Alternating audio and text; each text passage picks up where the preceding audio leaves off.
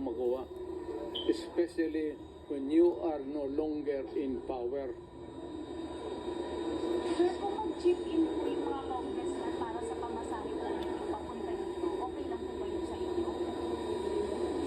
Kung mag-ambagan sila para po sagutin yung pamasahe nyo pagpupunta po kayo para sa susunod na hearing.